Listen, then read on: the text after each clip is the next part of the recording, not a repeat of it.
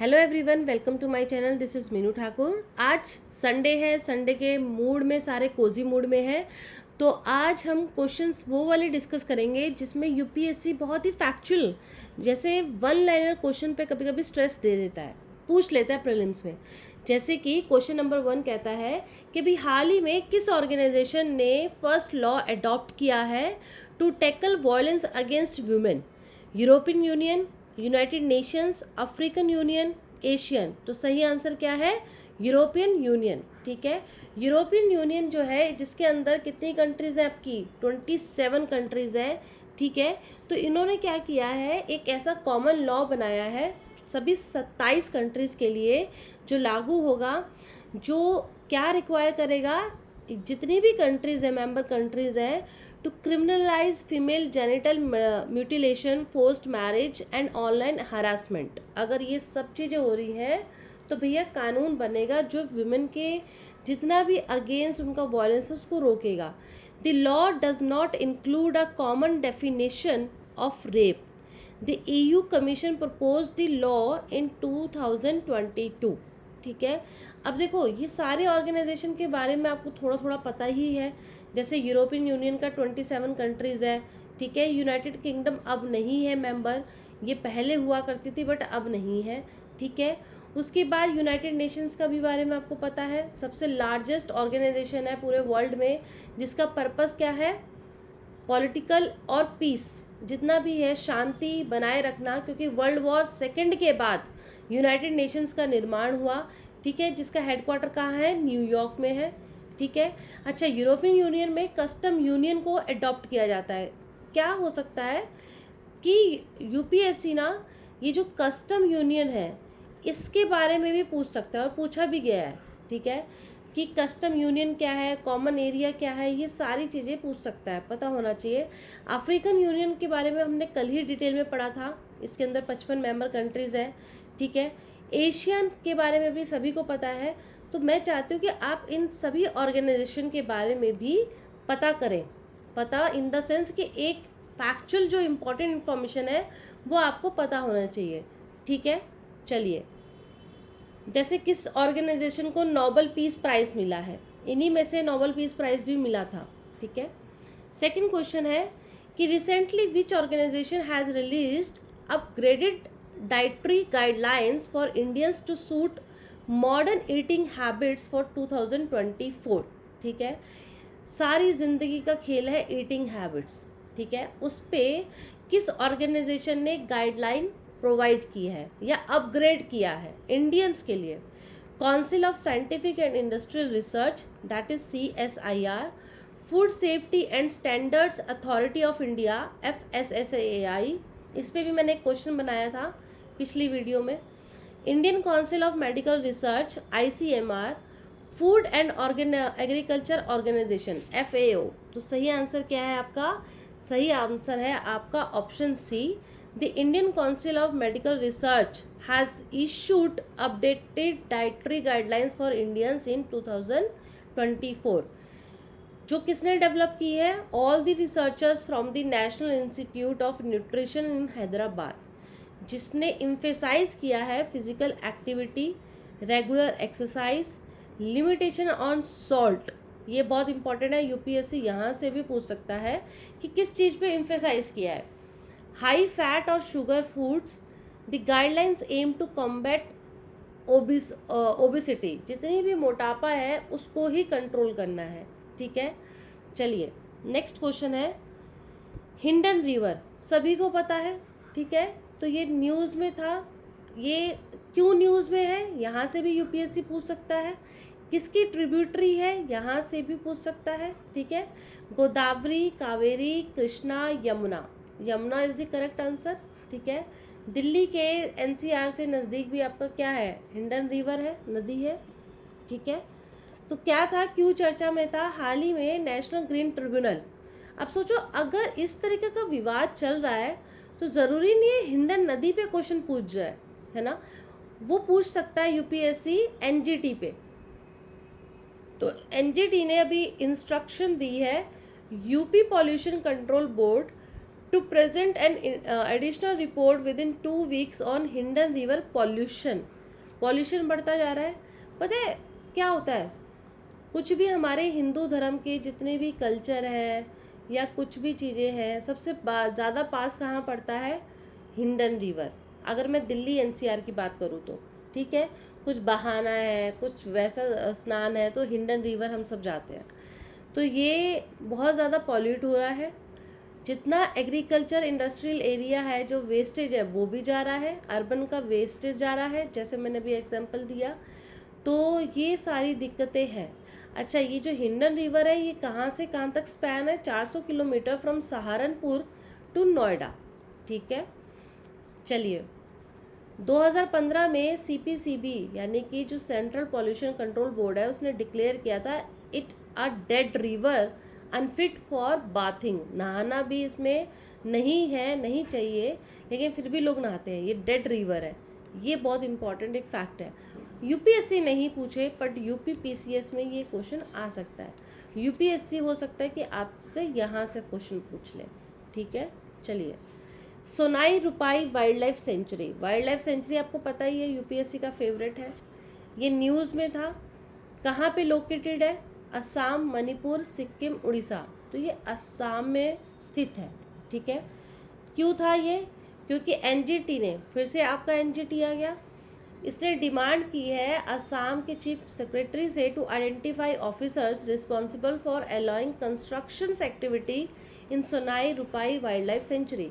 Constructions जो होता है वो अलाउड नहीं है, बट असम में इस वाइल्ड लाइफ सेंचुरी में अलाउ किया गया था।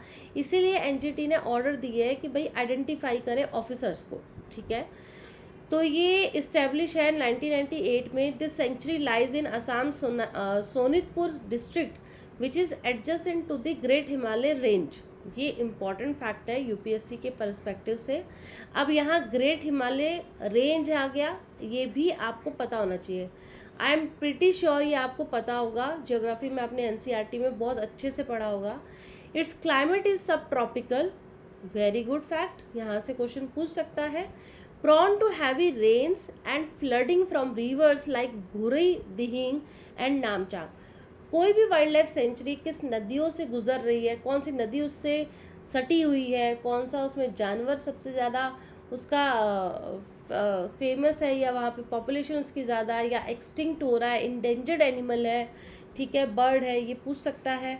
ठीक है, NGT seeks accountability for jeopardizing this protected habitat. देखो यहाँ पे ये बहुत इम्पॉर्टेंट है।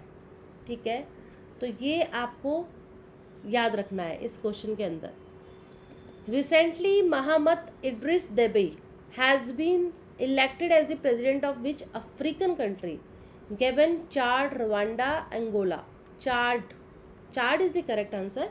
यूपीएससी आई एम श्योर ये क्वेश्चन नहीं पूछेगा, but what it can be asked in related to this question, Chad के बारे में पूछ सकता है कि भाई इसकी लोकेशन।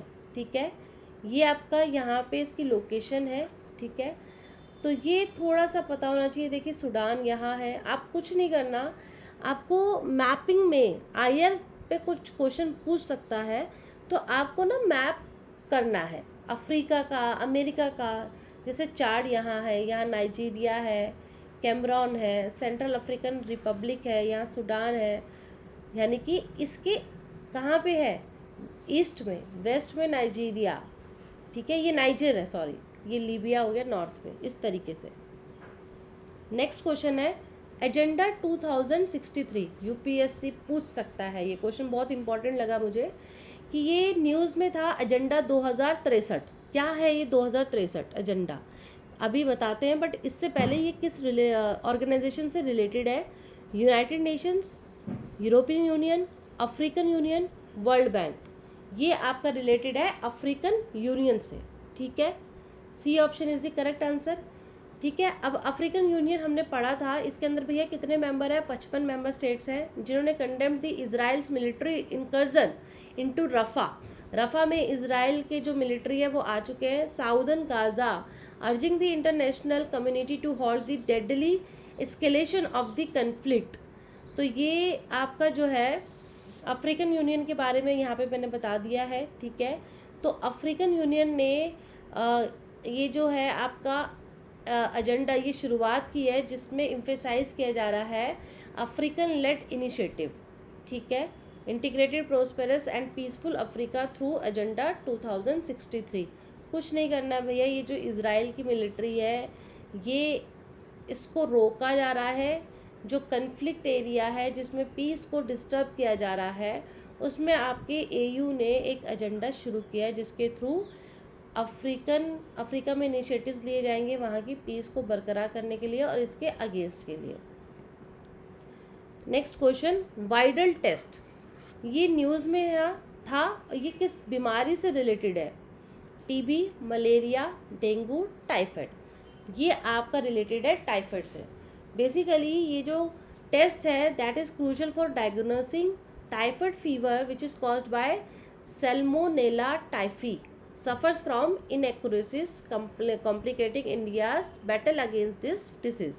तो कुछ नहीं आपको याद रखना है, ये टाइफाइड के लिए, टाइफाइड को डायग्नोज करता है वाइडल टेस्ट। टाइफाइड के क्या क्या सिम्टम्स हैं, ओवरलैप भी करते हैं दूसरी बीमारियों के साथ, जिसकी वजह से सबसे ज़्यादा मुश्किल हो जाता है ये टाइफाइड को एक अर्ली स्टेज में ही रिकॉग्नाइज करना, ठीक है। चलिए नेक्स्ट क्वेश्चन है, what is choline which was in the news, nutrient pesticide virus invasive plant। तो ये choline क्या है? ये न्यूट्रेंट है।